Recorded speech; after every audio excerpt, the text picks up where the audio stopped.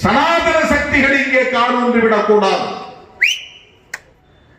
சிறுபான்மையினருக்கு எதிரான சக்திகள், ஜனநாயகத்திற்கு எதிரான சக்திகள், அரசமைப்பு சட்டத்திற்கு எதிரான சக்திகள், மதவெறி சக்திகள், சாதிவெறி சக்திகள் இங்கே வலிமை பெற்றுவிடக் கூடாது. ஓரிரு மாதங்களுக்கு முன்பு எவ்வளவு நெருக்கடிகளை நாம் சந்திக்க நேர்ந்தது என்பது உங்களுக்கு தெரியும். நம்மை வைத்து பகடைக்காய் உருட்ட பார்த்தார்கள். நீங்கள் நினைப்பது போல் திருமாவளவன் இல்லை என்பதை காலம் அவர்களுக்கு உணர்த்தியது. நீங்கள் தப்பு கணக்கு போடுவது போல் சிறுத்தைகள் இயக்கம் இல்லை என்பதை காலம் அவர்களுக்கு உணர்த்தியது.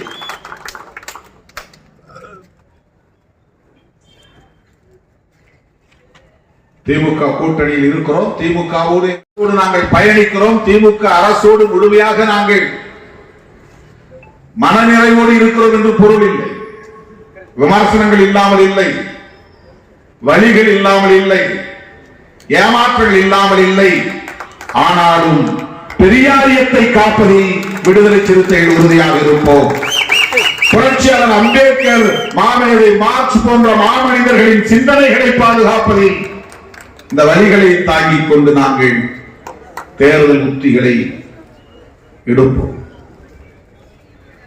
இதை புரிந்து கொள்வதற்கே உங்களுக்கு அரசியல் ஞானம் தேவைப்படும். இல்லை என்றால் வெறுமன மேம்போக்கில் எங்களை விமர்சிப்பீர்கள்.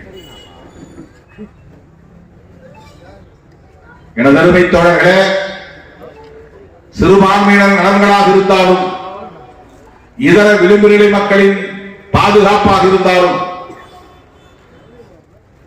ஓங்கி ஒழிப்போம் என்பதை சொல்லி மறைந்த அண்ணன் பழனி பாபா அவர்களை நினைவு கூர்ந்து அவருக்கு வீர வணக்கம் செலுத்தி நிறைவு செய்கிறேன். நன்றி, வணக்கம்.